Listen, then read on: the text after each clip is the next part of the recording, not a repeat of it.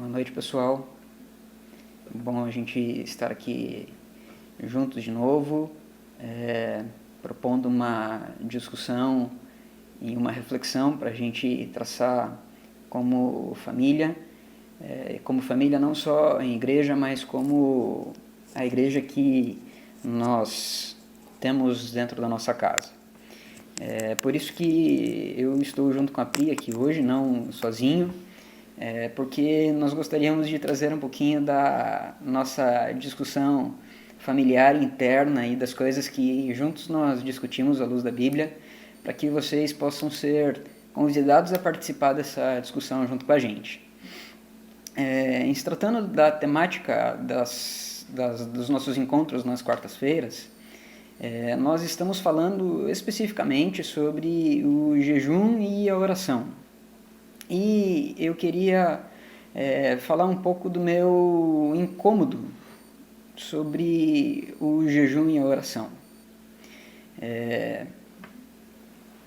Eu tenho recebido diversos convites para estarmos jejuando, diversas convocações para estarmos jejuando, e diversos convites para participar de o que tem se chamado de relógio de oração.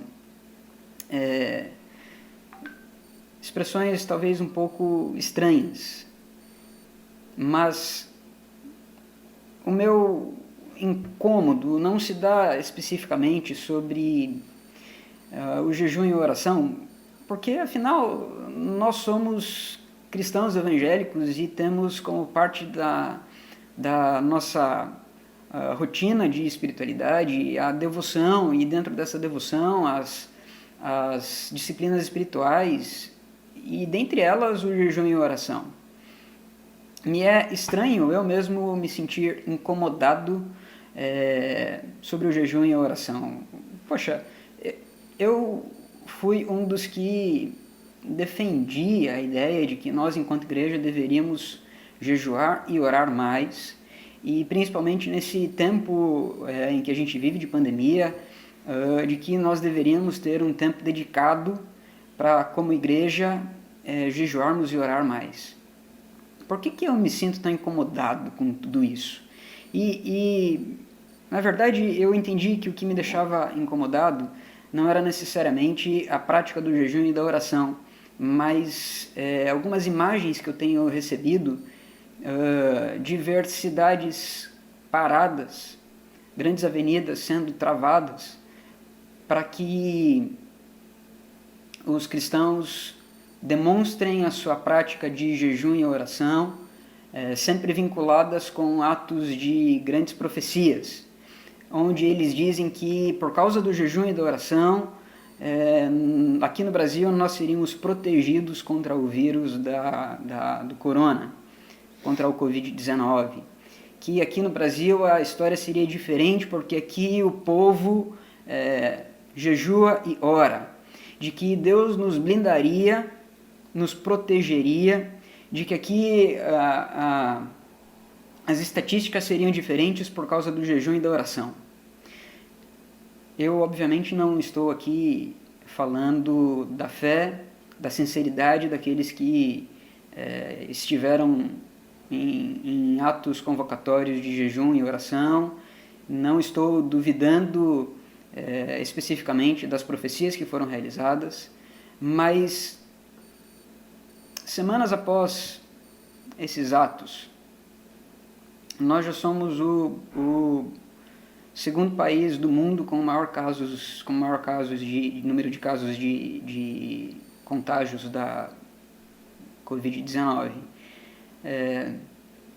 Eu não sei você, mas eu tenho me questionado muito então do porquê da oração e do jejum. Me sinto às vezes até envergonhado, porque nós estamos talvez dando brechas para sermos mal interpretados, quando nós declaramos profeticamente a certeza de que nós seríamos protegidos no meio dessa epidemia, e de repente parece que a palavra dos cristãos não tem força, valor, não tem fé, não tem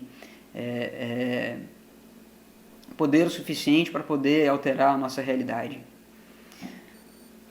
Isso, obviamente, também me leva ao questionamento do, então, por que jejuar e orar?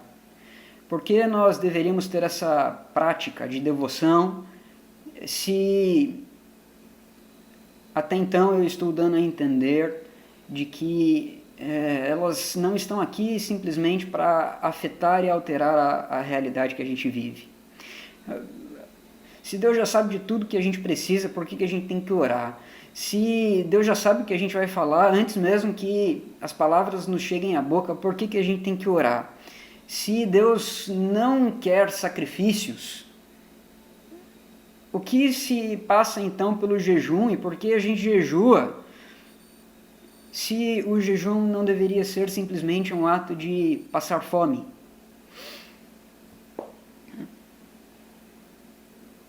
Que foi? Talvez você tenha essas mesmas dúvidas que eu tenho. Você tem dúvidas? Várias? Eu tenho entrado em contato, algumas pessoas têm estado em contato comigo falando de algumas dessas dúvidas. E talvez eu não esteja aqui para trazer grandes respostas, mas talvez para propor uma reflexão que não tem uma resposta mais certa ou uma resposta exata.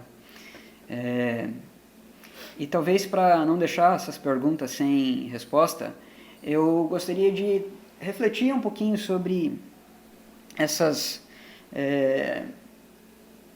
indagações que eu tenho, de maneira a não tentar deixar, ou de maneira a tentar deixar a coisa com algum sentido conclusivo, mesmo que essa conclusão não seja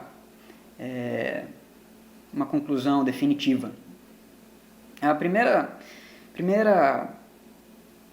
análise, a primeira conclusão que eu chego está empautada naquilo que Jesus disse sobre o jejum e a oração.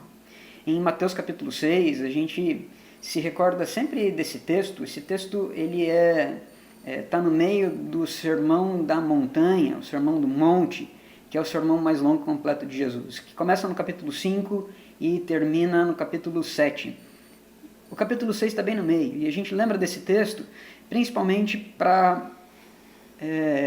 daquilo que se refere à oração do Pai Nosso, e depois, no final, quando fala sobre não andeis ansiosos por coisa alguma, buscar em primeiro lugar as coisas do reino de Deus e todas as outras coisas lhes serão acrescentadas.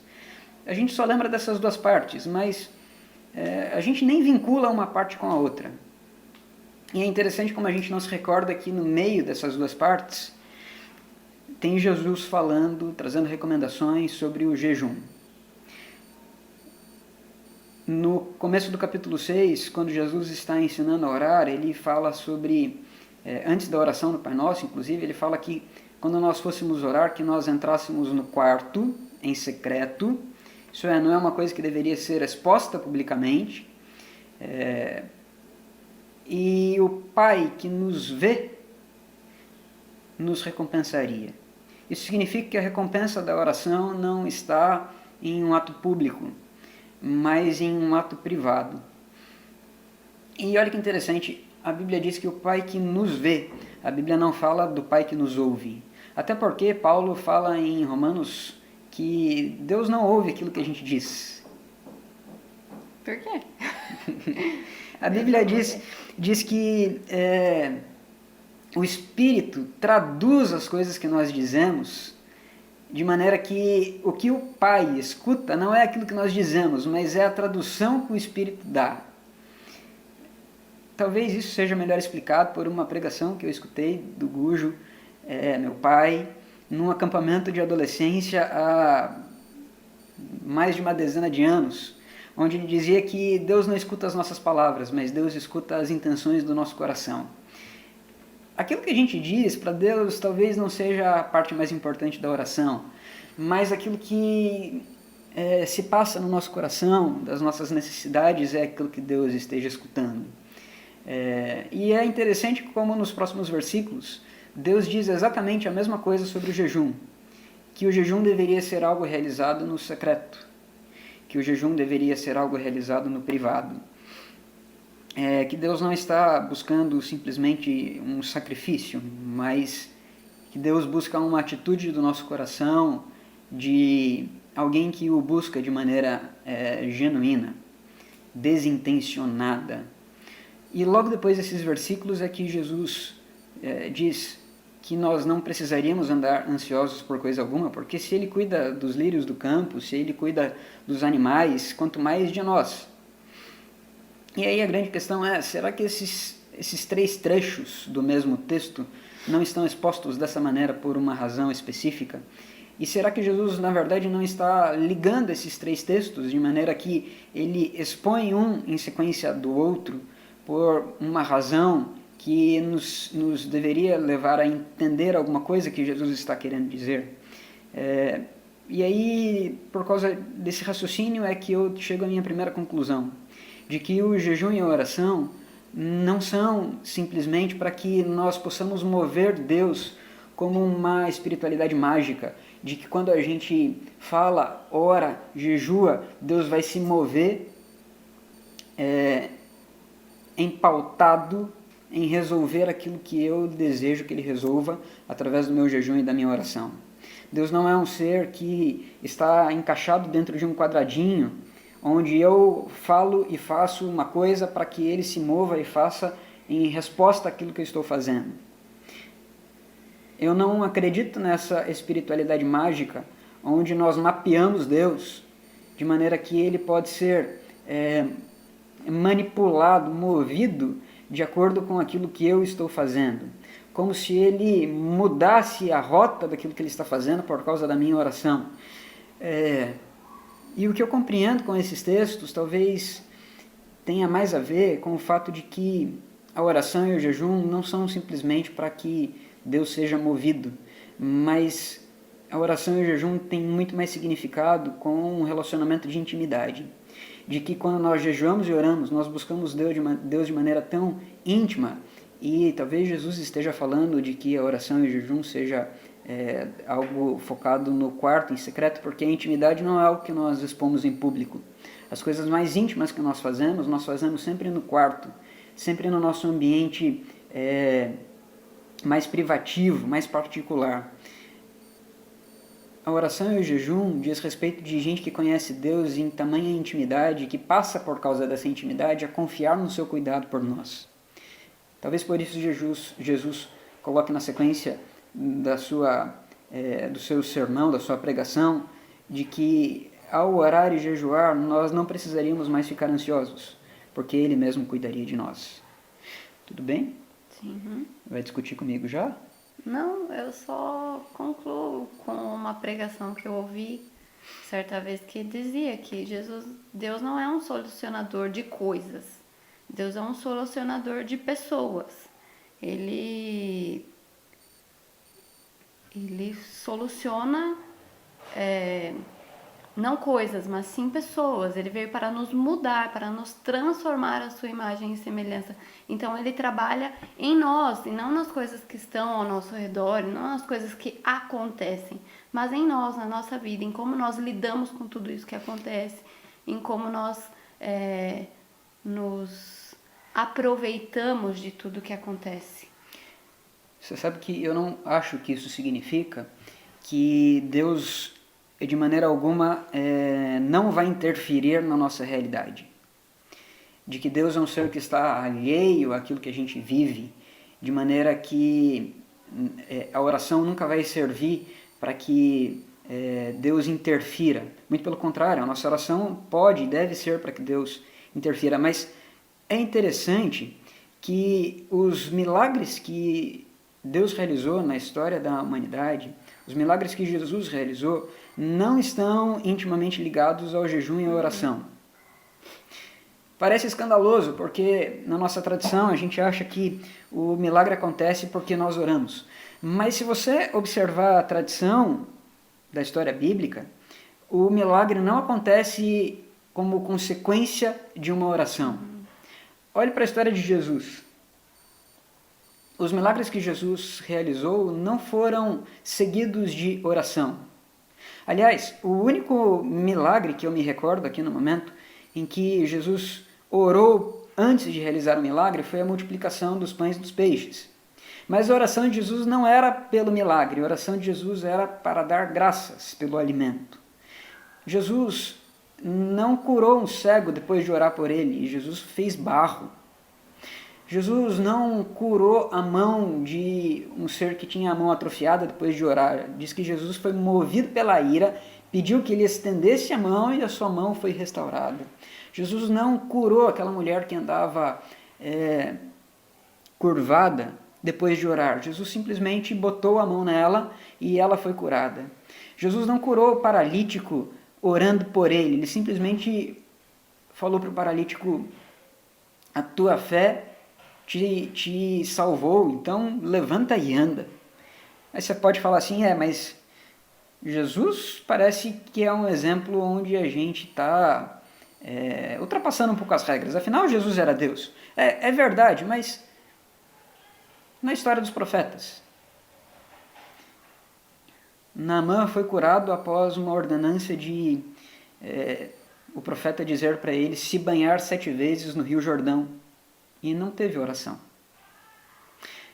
Os apóstolos, Pedro e João, ao verem um paralítico solicitando esmolas na entrada do templo, não oraram por ele, simplesmente disseram: eu não tenho dinheiro, o que eu tenho eu te dou, então levanta e anda.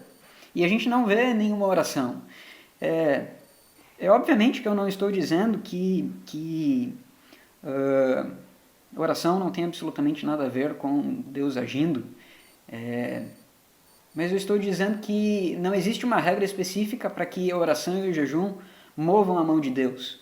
Muito pelo contrário, na medida com que nós ganhamos intimidade com Deus é que nós somos movidos naquilo que Ele está fazendo. Nós ganhamos intimidade com Deus na oração de maneira que quando Deus quer se mover, Ele nos usa, porque nós estamos íntimos com Ele através do jejum e da oração.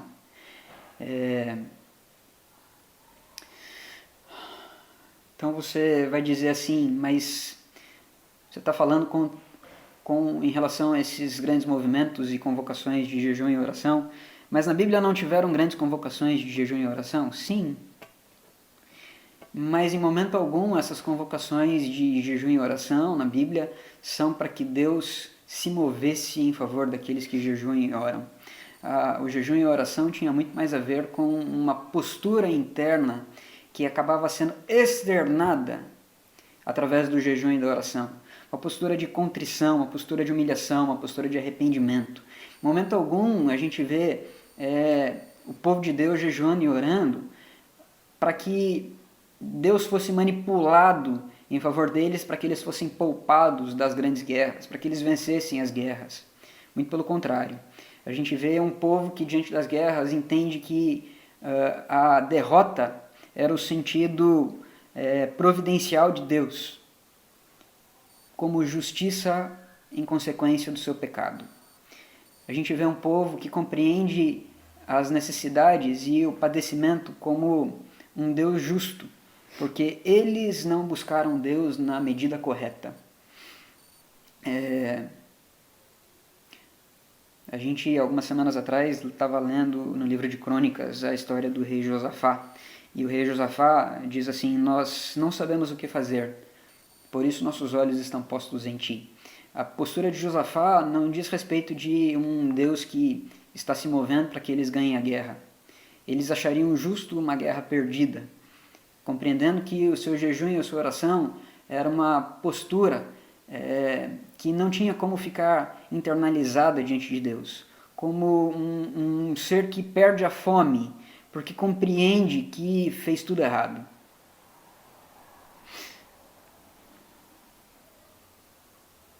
É isso? Então você pode dizer assim: então minhas necessidades não devem ser colocadas em oração, e eu não posso pedir em oração aquilo que eu desejo de Deus. Eu diria que nós devemos expor a nossa necessidade, os nossos pedidos em oração e jejum? Sim. Porque um filho não se relaciona em intimidade com o pai só quando eles comem juntos. Filhos se relacionam também em intimidade com o pai quando eles têm a liberdade de se expor de maneira genuína, sem máscaras. Vulnerável. De maneira vulnerável. Um filho se relaciona com o pai quando ele expõe a sua necessidade, compreendendo que o pai é aquele que pode solucionar os seus problemas, mas que, solucionando problemas ou não, eles se expõem, porque faz parte do relacionamento, a nossa conversa sobre aquilo que nós estamos vivendo, sobre os nossos problemas, sobre as nossas dificuldades do dia a dia, sobre aquilo que nós sentimos. Eu diria que não expor as nossas necessidades é colocar uma máscara da qual Deus também não deseja que nós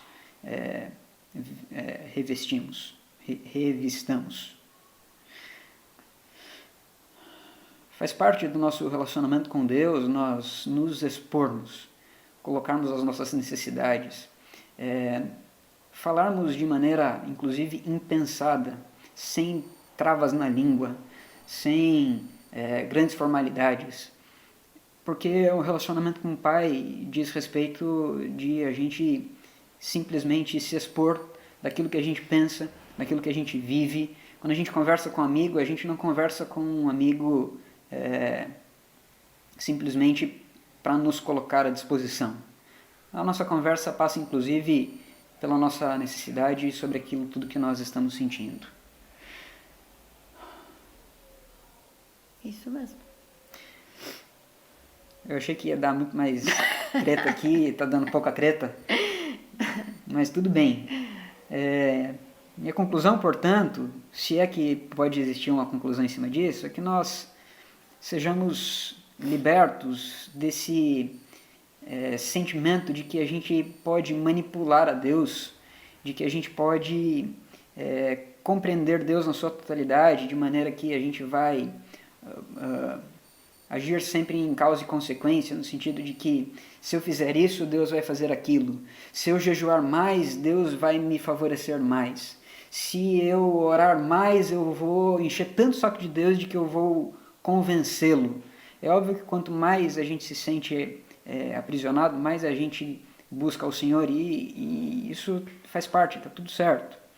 Mas que, muito além disso, a gente possa orar e jejuar para que nós ganhemos uma consciência de quem nós somos e de quem Deus é, e de que nós possamos ter um relacionamento de intimidade com Ele, entendendo de que, independente das situações mudarem ou não, nós vamos buscar Deus porque Ele é nosso Pai.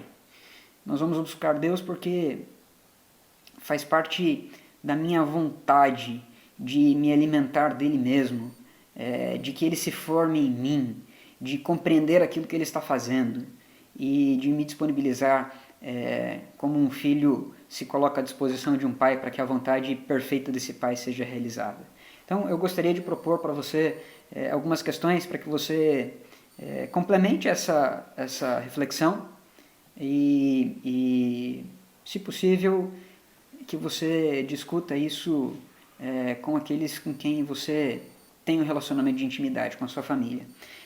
Então, questões basilares. Por que nós jejuamos? Qual deveria ser a real intenção do nosso praticar do jejum e da oração? Segunda questão. Por que houve grandes convocações em todo o decorrer da história de nações que deveriam jejuar e orar, buscando ao Senhor?